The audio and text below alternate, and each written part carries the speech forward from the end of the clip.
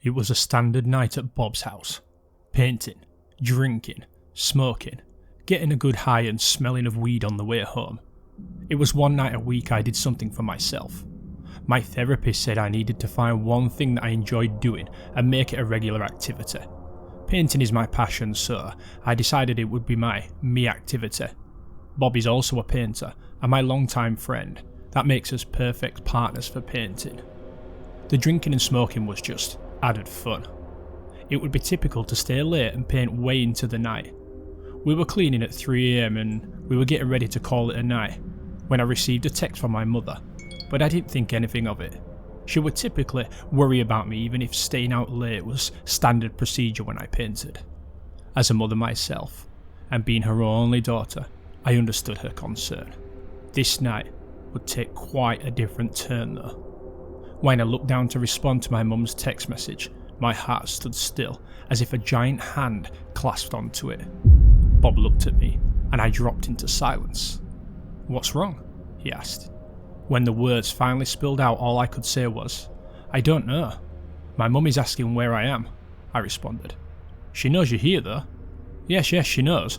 I'm always here and I always tell her before I leave," I anxiously responded. My stomach dropped as I read the next text message. "I can hear you, but I can't find you," I read. I quickly text back before reading any further. "Mum, what do you mean? I'm still at Bob's." I read the rest of a message that followed. "Are you okay? Are you hurt? Where are you? Are you in pain? I can hear you." At that point I picked up the phone and called my mum directly. It rang once. It rang twice. Thrice. And the muscles in my body tightened with every ring. She finally picked up with a frantic "Hello?" Mum, I shouted, "What's going on? I'm still at Bob's house." "I can hear you in the house. You sound like you're in pain. You were groaning as if you were badly injured, and I couldn't find you," she frantically shouted back at me. She goes on to say, "I searched the whole house for you. I could hear you the whole time. I almost went into the garage, but something stopped me. I started to go back to bed, and when I walked into the bedroom, your father asked me if you were okay. I asked him if he could hear you too, and he said yes, it sounds like you was in pain." It was 3 AM that night, and I refused to leave Bob's house until at least 4 AM. I still wonder what had happened if my mum had gone into the garage that night, and what was it that stopped her from going. She hasn't spoken about it since.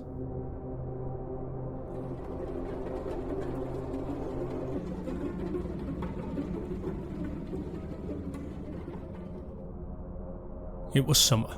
I was 16, maybe 17. I was a young girl, 5'7", but barely 100 pounds. I had a hard time putting on weight as a teenager. At that time, my house had a fire, and the insurance company had my family and I living in an apartment until the house was rebuilt. The apartment complex was near a shopping centre I was able to easily walk to. One day, I wanted to go purchase an item.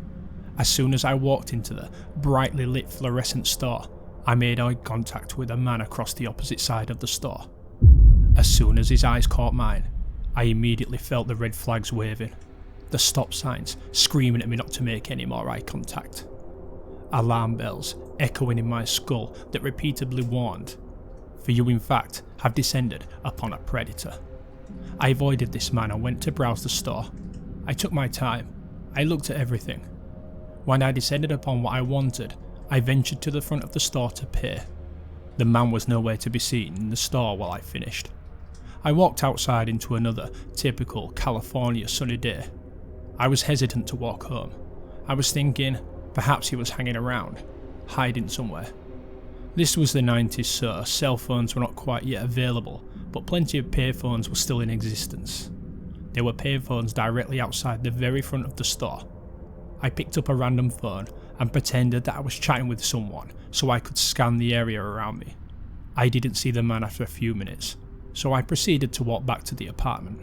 I began walking with no problem, but as soon as I walked past the alley that led to the back of the store, I saw the man.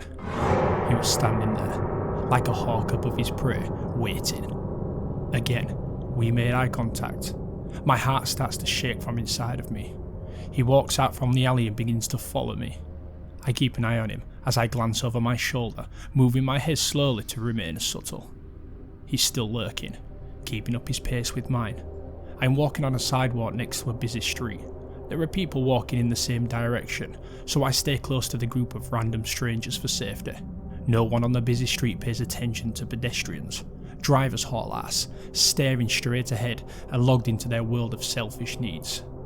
So I know that no one is going to save me. I'm better off walking closely to anyone going in my direction.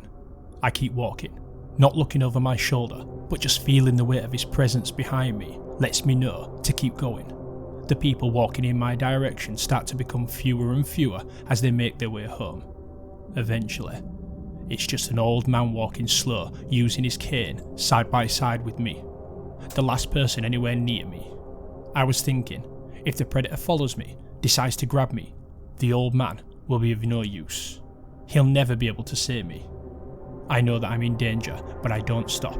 I somehow don't even panic. I just keep thinking about what my next move will be. As time passes, the old man exits off the sidewalk to his destination. I start speeding up my pace, and this time, I look over my shoulder, trying to hide my fear. This man wants to harm me. He quickens his pace with mine. In my head, the fear expands, and I start running. The predator starts running right behind me. I know the apartment isn't that much further ahead. I start thinking about the security guard at the front entrance, but I don't know if I'll make it. I look behind me, and there he is, running at me like his prey is almost within reach. I keep running. I'm afraid he'll catch up and catch me before I can make it to the guard in the front entrance. I see the fence that encloses the apartment complex, and without thinking, I threw my bag over the fence and managed to get my legs over into the other side of safety before my predator can attack me. I never looked back after that. I ran back to my apartment, feeling my heart slamming against my chest. I never told my parents because, just like most stories involving a predator as young kids and teens, I was afraid of losing my freedom. I regret not reporting it. I regret this man probably went after someone else. Was the other person less lucky than I? Or were they smarter and informed the police? This man is faceless, ageless to me now. I can't remember anything about him, except that he was Caucasian, male, and most definitely a predator. This week's shoutouts go out to Dr. Grim 666 and Mr. Barlow 83. Thank you for your support.